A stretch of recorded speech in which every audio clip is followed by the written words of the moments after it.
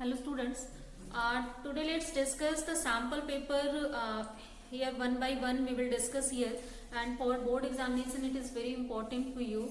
So let's discuss one by one here, and as you know already the pattern of your paper, there will be 33 questions in physics, and you will have 5 sections there. First section A will contain 10 very short actually answer questions, and also 4 questions will be there for certain reasonings there.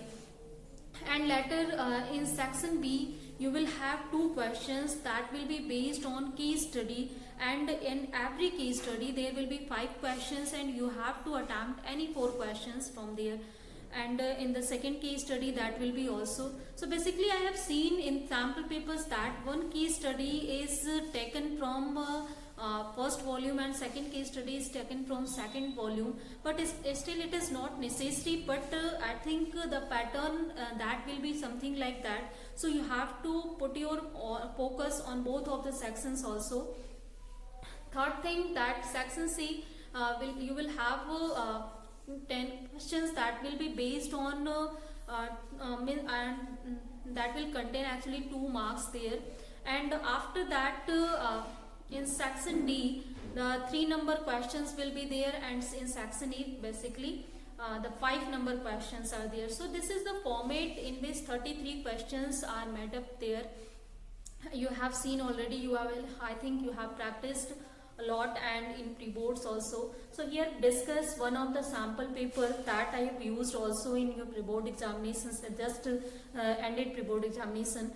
So that I have discussed in class also, but still let's discuss it again so that you can again get its answer and you can understand every concepts here. So one by one I will just discuss questions here, and I will just speak also all the questions, so try to listen it again.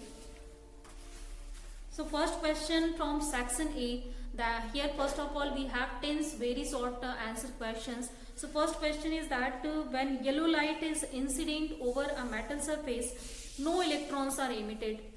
This is something conceptual question, so try to understand it again.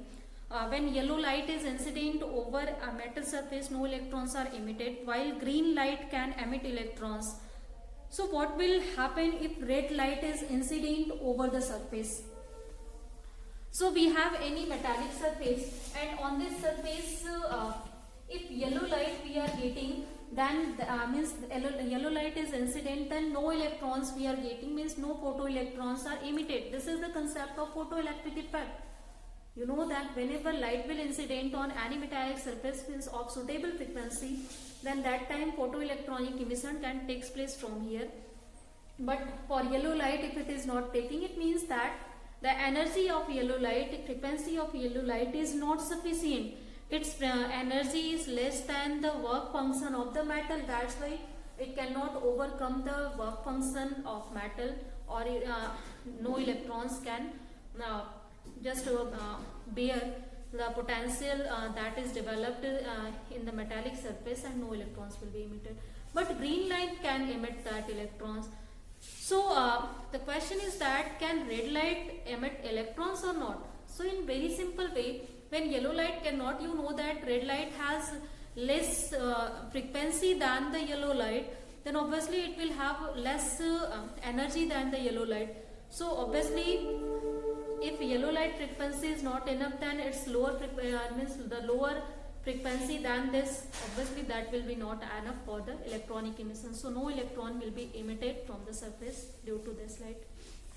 Second is that when a ray is refracted from one medium to another, the wavelength changes from 600 nanometer to 400 nanometer. So it is given that suppose that when we have some interface here, and light is incident on this and it is refracting, then within refraction, suppose lambda 1 wavelength is here, lambda 2 wavelength is here, then it is given that this lambda 1 is 600 nanometer, and after refraction its wavelength is changes to 400 nanometer.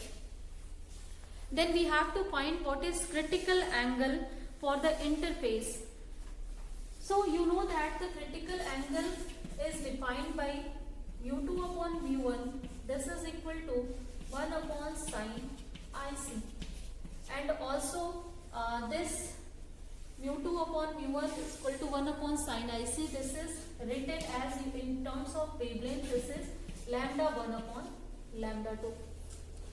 So as this refractive index is inversely proportional to wavelength, so you can write these things here. So this only you have to use this relations, so that this is one liner question that is completely based on your actually on your memory there, how you have reminded the formula.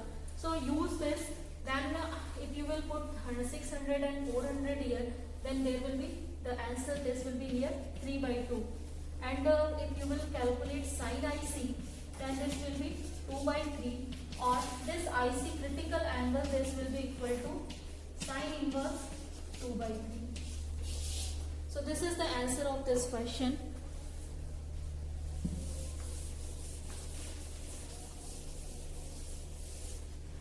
Now third question is that why do nuclei have never more protons than neutrons?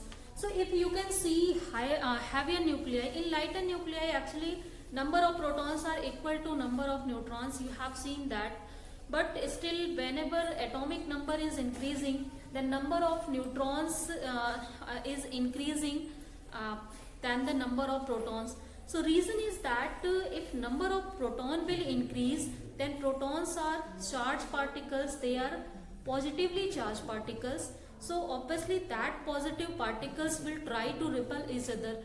So force of repulsion will increase, and it will be hard to overcome that force of repulsion. Means the nuclear energy that will be waste there to overcome the force of repulsion. So that's why to minimize that force of repulsion, and also to increase the mass of the nucleus, number of neutrons are increasing than the number of protons. So as you know that nearly the mass of neutron is equal to the mass of proton. So it is very greater way for the nucleus to increase the number of neutral particles than to increase the number of charged particles, so that it can minimize the repulsion that is produced in the atom. Next is that why macroscopic objects in our daily life don't show wave properties.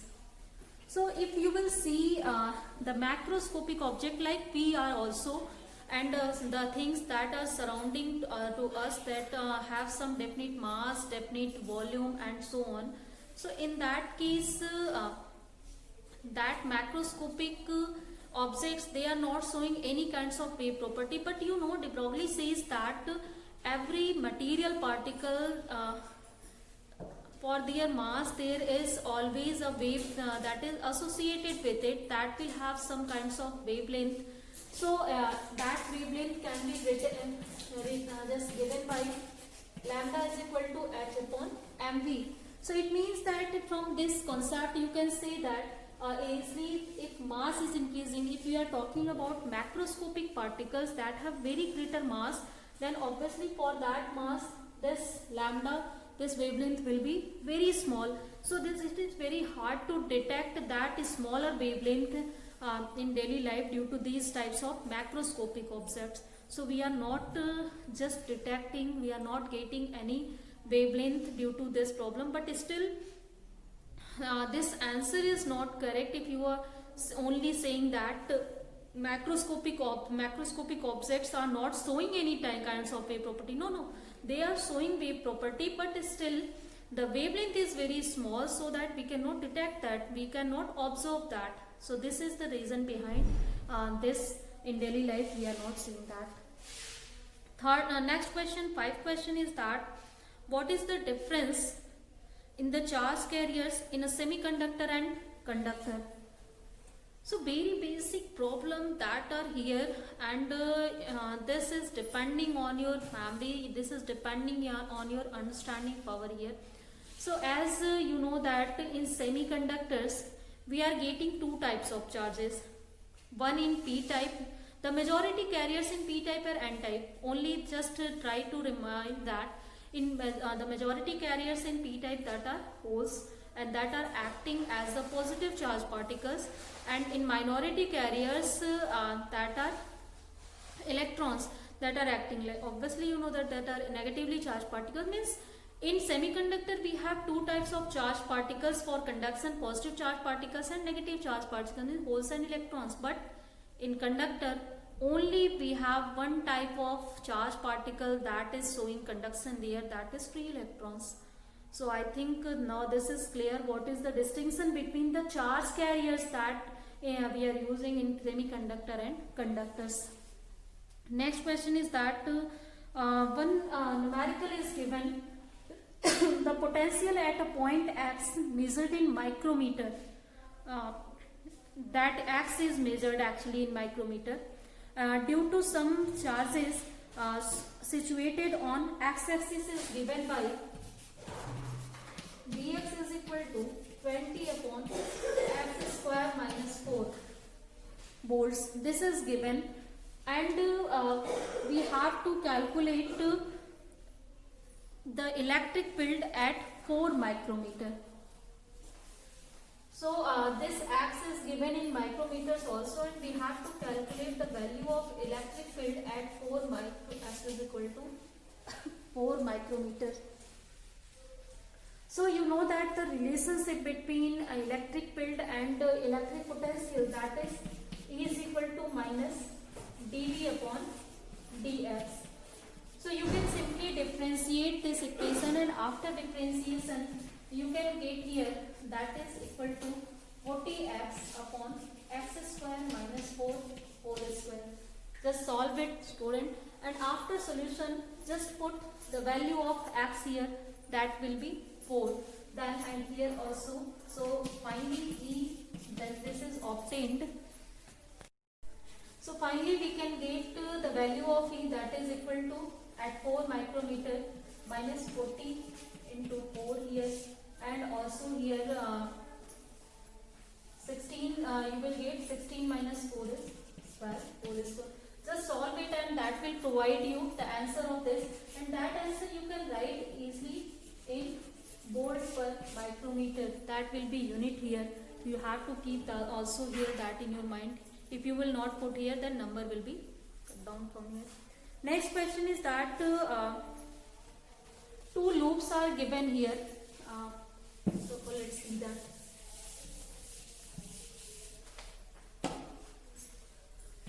Suppose the magnetic field is like this here, and a rectangular loop we have. So this is rectangular loop that is moving, and a circular loop that is moving inside this field. Two loops are here that is moving out in uniform magnetic field that is given with some suppose constant velocity v. Then the question is that in which loop do you expect that the induced EMF to be constant during the passes out of the field region. So here whenever they are passing through this field region, means uniform magnetic field region with uniform velocity, then in which loop there will be constant induced EMF, and in which loop it is changing. So as you can see that the area of the loop that is not changing when it is moving through it in the rectangular loop. So that's why in rectangular loop the induced EMF that will be appeared, that will be constant in passes of time. But in case of this circular loop, as its area is continually changing, then due to change in its area the induced EMF will change according to that also. So in circular loop it will be changing, but in rectangular loop it will be constant. So your answer is the rectangular loop. Next is that a metallic sphere is placed between two charged metallic plates. So suppose that we have two charged metallic plates is given, and this metallic sphere is placed inside this metallic plate, and a student draws the line of force as shown in the figure below. So let's see the figure, that is the student draws some types of line of forces here, and is this line of force that he draws, that is correct or not? So you have to answer this question. This is also just one type of conceptual question here. So no, this is not correct here. You know that whenever the metallic sphere that is placed inside such types of plates, then this conductor, the charge that will be induced on this conductor, that will accumulate at the surface only. So whenever there will be the accumulation of charges at the surface, then there should not be any force of line inside the sphere here. So that's why due to means he is just trying to see the electric field lines or electric field that you can obtain inside the sphere also, but you know that that is zero inside the sphere, so that's why he is wrong. So that concept that you have to keep in your mind also. Next question is that here, what is the effect on the velocity of photoelectrons if the wavelength of incident light is decreased? So again, next question is just related to photoelectric effect. Means if wavelength of light that is decreasing, then how the velocity is affecting there. So this question you can done in so many ways. So first way is that as wavelength is decreasing, then you know that its frequency will increase, because there is inverse relationship between frequency and wavelength. So with decrease in wavelength, frequency will increase. It means that energy will increase. And if energy is increasing, it means that kinetic energy is increasing. So if kinetic energy is increasing, then its velocity is increasing also. So it means that whenever wavelength will decrease, velocity will increase, and also there is relationship between kinetic energy and wavelength. You can also understand it with this concept. You know that lambda is equal to h upon under root 2m k, and from here you can say lambda is proportional to those root k. So in this way you can also obtain the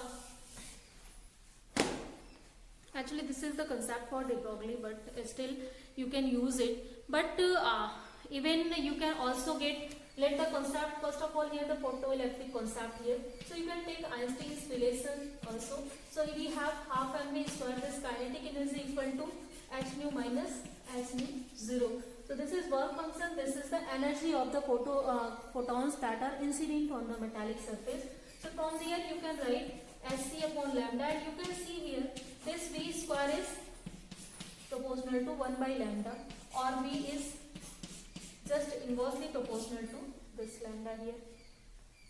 So it means that whenever wavelength is increasing or when velocity will decrease, or wavelength is decreasing, velocity will increase. You can also understand in this way, or also the way that I have just told you, you can understand also. Next and last question of very short question is that what is the basic cause of quantization of charge? So as you know that electric charges has some of the properties, like they have additive nature, they are just showing principle of superposition. When number of charges are in system, then their algebraic sum will represent the net charge on that system, and they have quantized quantization property.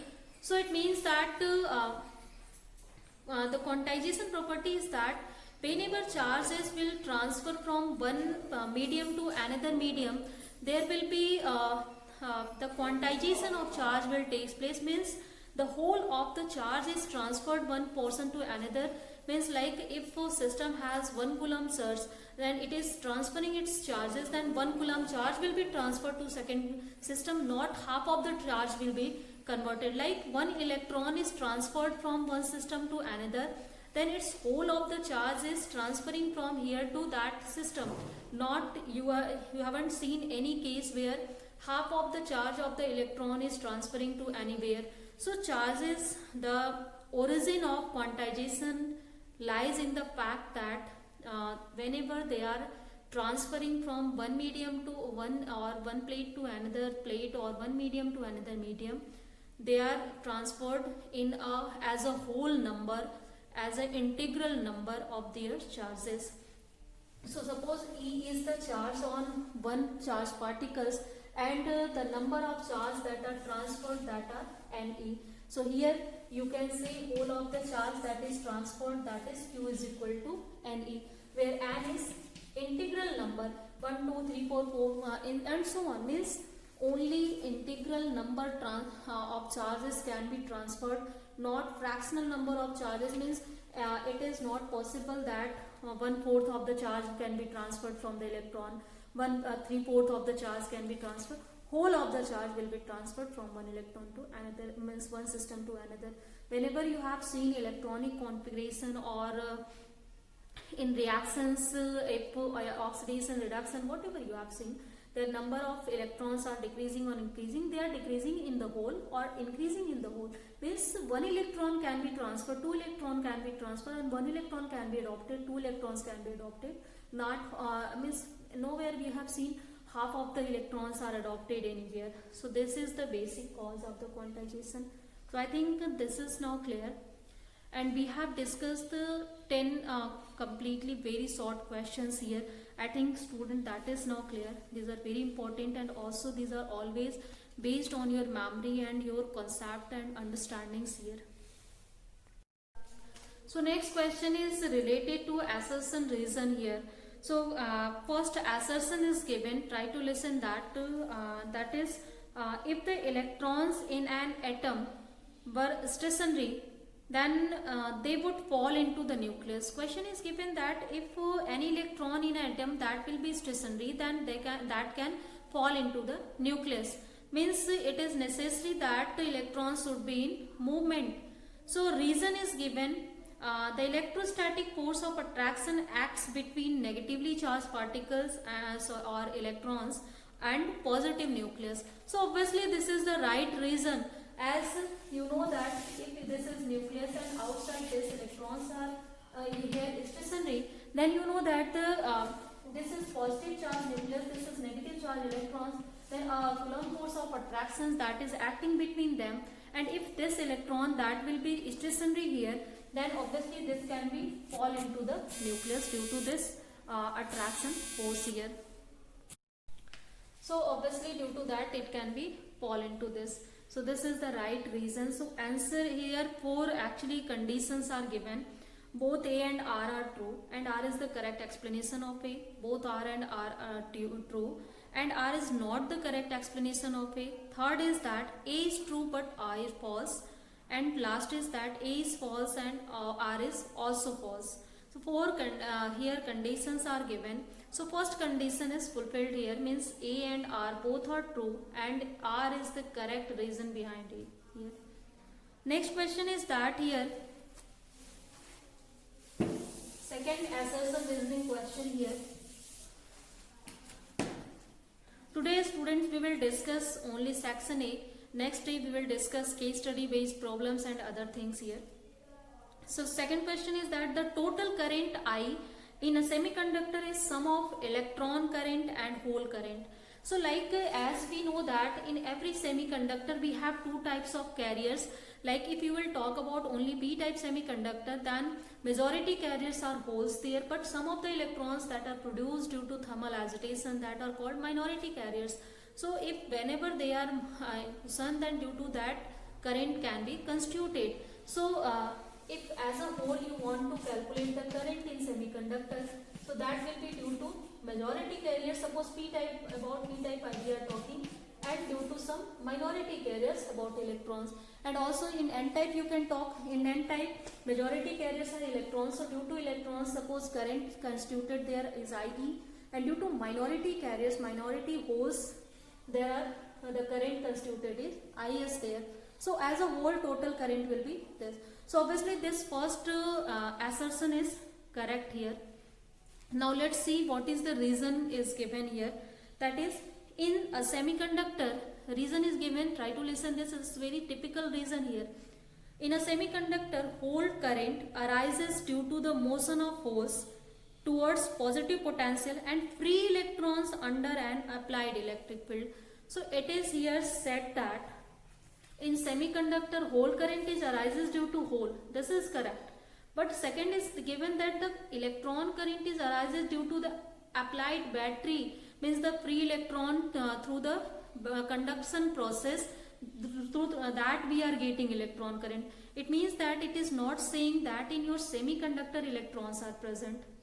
So this is the wrong thing. Here electron current that we are getting, that is due to the presence of electron, due to the creation of electrons inside the p-type semiconductor, and this current is constituted due to flow of that electrons, not the flow of free electrons through the battery. So this reason is wrong here, and only its assertion is correct. So here the answer that will be A is true but R is false. So I think as this is now clear, here also you need it in such types of question, your basics should be clear here. Next assertion is here, the true geographic north direction cannot be found by using compass needles. Yeah, this is, you know that this is right. By using compass needle you cannot find out the true geographic north direction. Reason is that our earth is just tilted at some angle, so we have different north and south axis that we are getting, and the geographic north and south is different. So through compass you cannot get that true geographic north and south direction, that you know already, due to the tiltation of earth at some angle. Next the reason is given here, the magnetic meridian of the earth is along the axis of rotation of the earth. So this is not the reason actually. The magnetic meridian is along the axis of rotation of earth. This is not reason, because here with the help of axis of rotation we don't understand the concept of compass needle. So that's why reason is also not correct here. Only assertion is correct. So again answer is here that A is true but R is false. Next reason assertion is given, that is the refractive index of diamond is given √6 and that of liquid is √3. So if the light travels from diamond to liquid, means one medium is diamond, second medium is liquid, and light from diamond to liquid, that is going here, and it is given that it will totally reflect when the angle of incident is 45. Means the total internal reflection takes place here whenever the light will incident from diamonds, means at the interface of diamond and liquid at 45-degree angle there. So you know already that in diamond total internal reflection phenomena that is occurred. So reason is given, assertion is right here also, because here total internal reflection process is taking place, you know that. So reason is given, the reason is n is equal to 1 upon sine IC, where n is refractive index of diamond with respect to with respect to liquid, means n2 upon n1. n2 is refractive index of liquid, n1 is refractive index of diamond, and IC is the critical angle. Yes, obviously with this reason you can find out the value of IC, and that will be 45 degree. You can find out by yourself, students. Just find out it, and you will see that its value will be obtained. Sin IC will be equal to 1 upon √2, and obviously 1 upon √2 is value for 45 degree. So IC will be 45. It means that this reason is correct here, and the assertion is also correct, and this reason is the correct explanation for that assertion. So here our answer is that A and R both are true, and this reason is the correct explanation for the assertion. So I think here we have discussed 14 questions, that is now clear, student. 10 very short answer questions and 4 assertion reasoning questions here.